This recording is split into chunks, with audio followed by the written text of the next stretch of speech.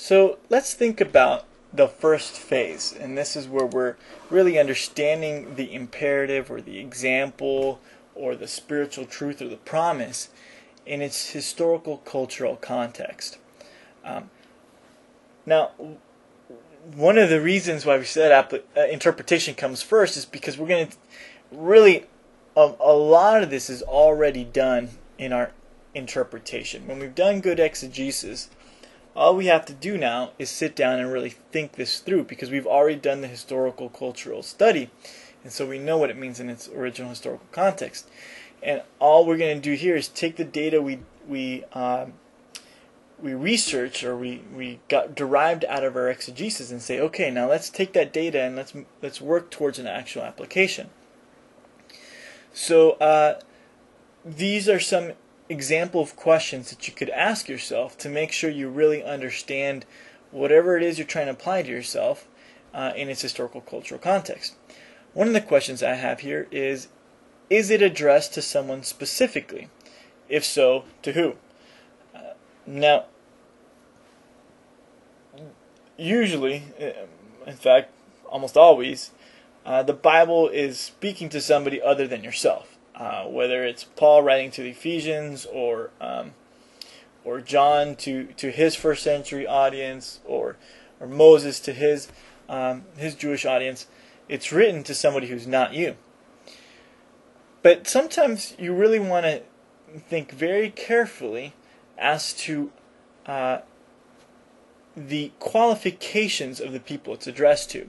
Let me explain this.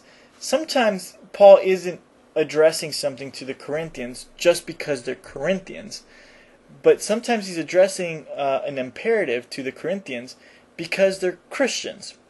So let me give you an example. When Paul tells the Corinthians to not to be divided, now he's dealing with them specifically because there are divisions within Corinth that need to be resolved.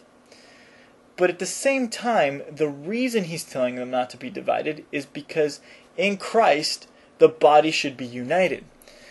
And so even though he's giving them advice concerning a very specific issue within Corinth, the reason he's giving that advice is because universally all Christians everywhere should be united in Christ. And so you really have to think this thing through when you're asking yourself, is it addressed to someone specifically? If so, to who? Because sometimes it is addressed to someone specifically, but the reason or the motivation behind it is a more universal one.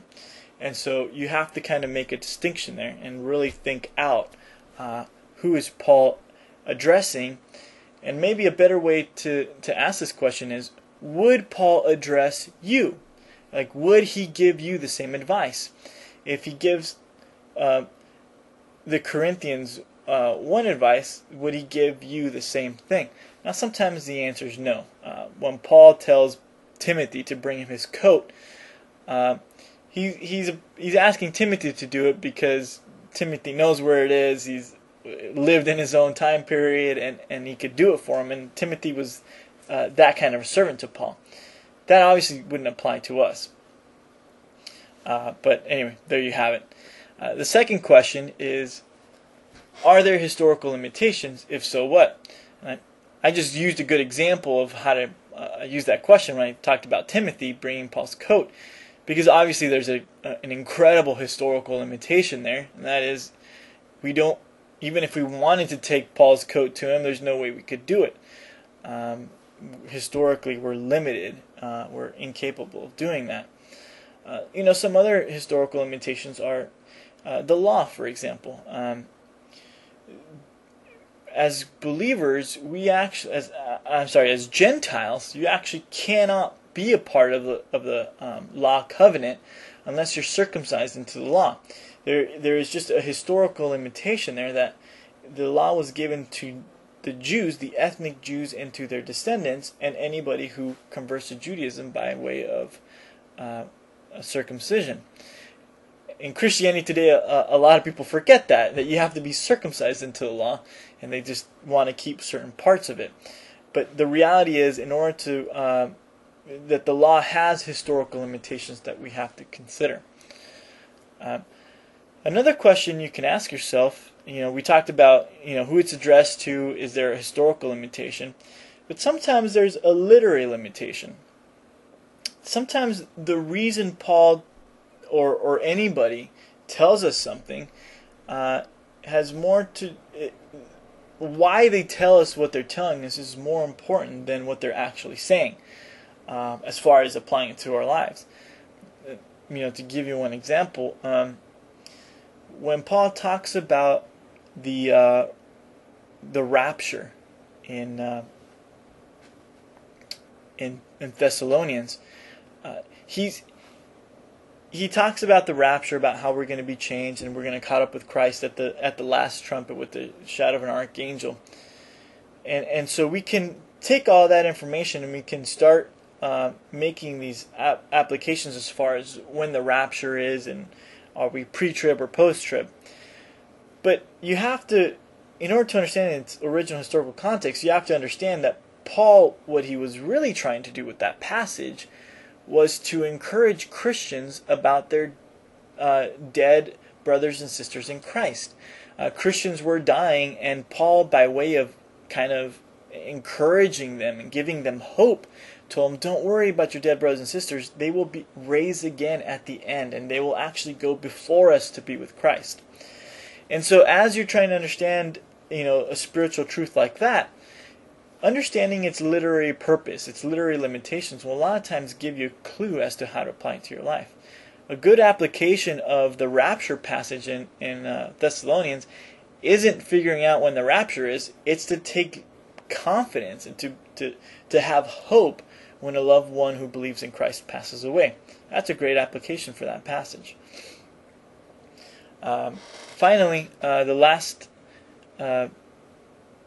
question I have here, and obviously there's a lot more questions you need to ask yourself when you're understanding something in its historical cultural context, but the last question I have posted here: is there a cultural significance, and if so, what?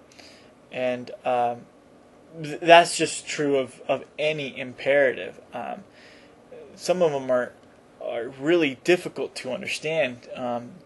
Do not boil a kid in its mother's milk, or a young goat or lamb in its mother's milk.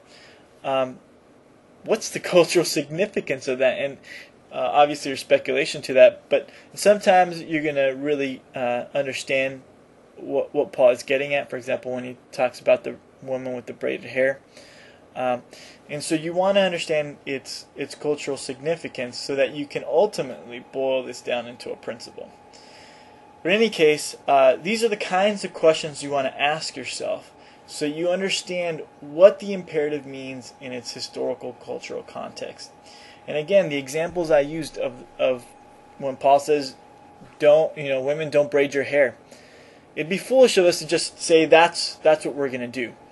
No, the first thing is to understand, what did that mean in its historical context? Well, you know that braiding of the hair, as you do your research, it costs a lot of money, and so Paul's really addressing this waste of money and trying to look physically appealing, when really we should be working hard to make ourselves appealing through good works.